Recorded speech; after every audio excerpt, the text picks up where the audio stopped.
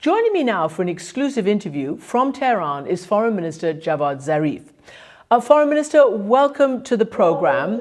Can I start by asking you about the warning from the US that your country is now, or could be, just weeks away from having enough enriched uranium for a nuclear weapon? What do you say about that? Well, I think that is a statement of concern that is more addressed to the public opinion than to reality. Iran does not seek a nuclear weapon. If we wanted to build a nuclear weapon, we could have done it some time ago. But we decided that nuclear weapons will not augment our security and are in contradiction to our ideological views. And that is why we never pursued nuclear weapons. But it is true that that the time for the United States to come back to the nuclear weapon, to the nuclear agreement, is not unlimited. The United States has a limited window of opportunity because President Biden does not want to portray himself as trying to take advantage of the failed policies of the former Trump administration.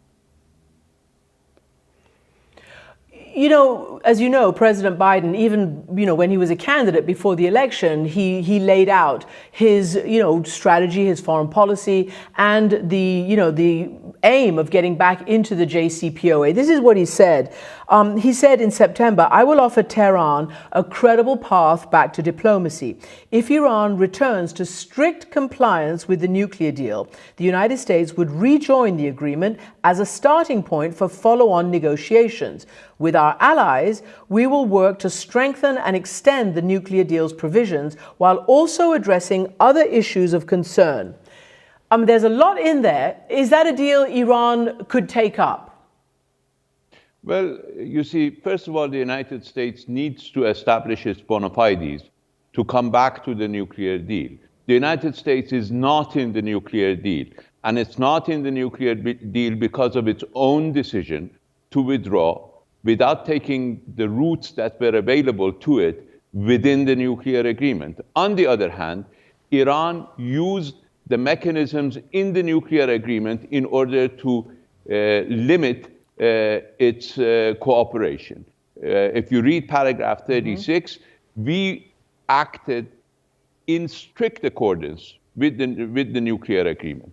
Now, the United States needs to come back into compliance, and Iran will be ready immediately to respond. The timing is not the issue.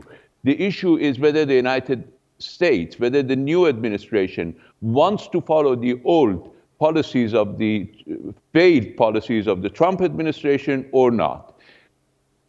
Now we can discuss the other issue that President Biden has brought up. The nuclear deal was negotiated based on what we could agree and what we could not agree.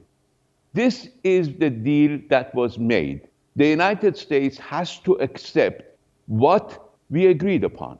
We decided not to agree upon certain things, not because we neglected them, but because the United States and its allies were not prepared to do what was necessary.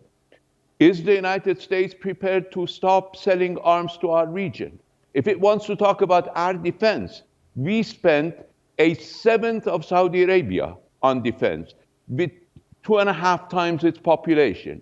Is the United States prepared to reduce hundreds of billions of dollars of weapons that it's selling to our region? Is the United States prepared to stop massacre of children in Yemen in order, if it wants to talk about the situation in Yemen? The United States was not prepared to discuss these issues when we negotiated the nuclear deal. That is why we agreed to limit the deal. We paid the price. Our restrictions on Iranian purchase of arms was extended for 5 years. It was just removed in October because we did not agree on regional issues, nor did we agree on missile issues. We have already paid the price. The nuclear deal is clear about them in in 2020, in October 2020, the issue of arms limitations ended, cleared. In 2023, the issue of missiles will be cleared because according to previous resolutions, missiles were a problem if Iran had the capability of producing nuclear warheads. Now, clearly, the nuclear accord will prevent us from producing nuclear warheads, so the issue of missiles will be immaterial, irrelevant anymore. So look, there's a lot out there, and it is quite complex. So I just want to go to the enriched uranium, because you yourself, in your most recent article, have said the Trump administration's campaign of maximum pressure has coincided with the expansion of our stockpile of low enriched uranium from 660 to 8,800 pounds, and the upgrading of our centrifuges from the older models to the far more powerful new models. You know that the US is concerned about that, and so are other allies. So I want to ask you specifically on that issue of what you've been doing, you say under the terms of the agreement since the US pulled out, but I want you to respond to what the Secretary of State has said about this specific issue. So let's just play that. If Iran comes back into full compliance with its obligations under the JCPOA, the United States would do the same thing. But we are a long ways from that point. Iran is out of compliance on a number of fronts, and it would take some time, should it make the decision to do so, for it to come back into compliance, and time for us then to assess whether it was meeting its obligations. So we're not there yet, to say the least. So, Mr. Foreign Minister, that is your counterpart in the United States now. And there are obviously two issues there. One is the window of opportunity to negotiate and get back into this. The other is who goes first. I mean, in America, you would call it a Mexican standoff. You know, both sides are glaring at each other, each side saying, you go first. Do you see the possibility of a mechanism that can bridge that gap, whereby you go back to compliance and they go back to compliance at the same time? Or are we going to be stuck in this who's on first for a while?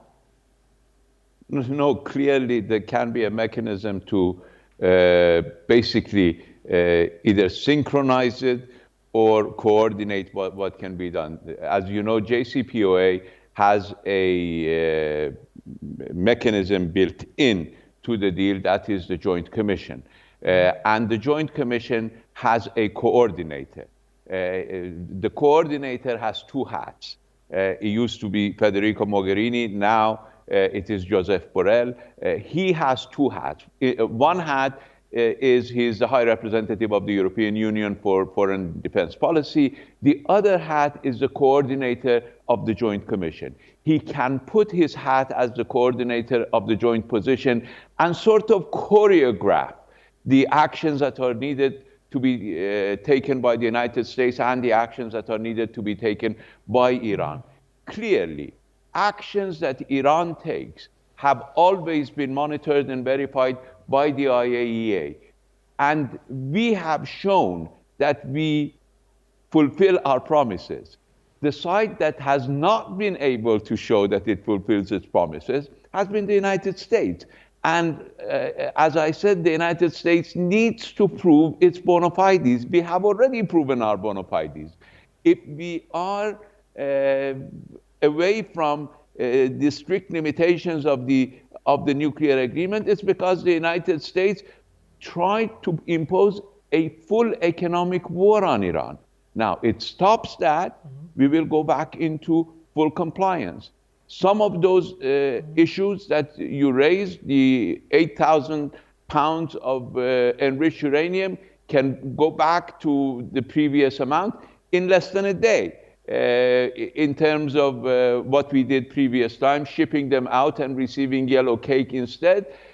Some may take a few days or weeks, but it won't take any longer that it would take the United States to implement executive orders that are necessary to put back Iran's oil banking, transportation, and other areas that President Trump violated back into operation.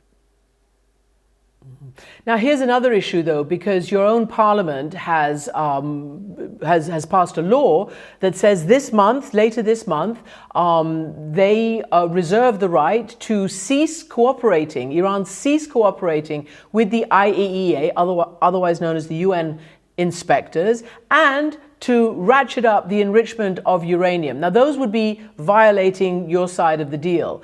Is that going to happen? And what are you going to do to make, to avoid that? Those will not be violating our side of the deal. That would be a part of reducing our commitments, because these are voluntary commitments that we made. It won't be kicking out IAEA inspectors. It will be reducing and limiting IAEA inspectors, because as you know, today Iran has the strictest IAEA inspection mechanism anywhere in the world. Iran has been thoroughly investigated by the IAEA time and time over, and we will be limiting that. But there is a very easy way of addressing it, and that is for the United States to come back into compliance before that date. That date is an important day. And very quickly, can I ask you about the shifting sands in the region? Because it's not the same look as it was when you negotiated this deal. It's changed. And you have written, Trump further trapped the United States in the region and inflamed divisions to the point where a minor incident might quickly spiral out of control and lead to a major war. And I want to know why you assess it like that, because most people in the region see it as actually Iran being boxed in by President Trump and the Trump administration's, deals between Israel and many, many Arab nations in that part. And they're all designed to counter Iran. So the pressure is on you, right? Well, I don't think so. I think those countries have had relations with Israel for many years, if not decades. And those relations were sort of clandestine relations. In order to provide President Trump with an election benefit, they decided to give him that gift on the eve of the elections, and that's as far as it goes. I believe they are risking their security. They won't get any security from Israel.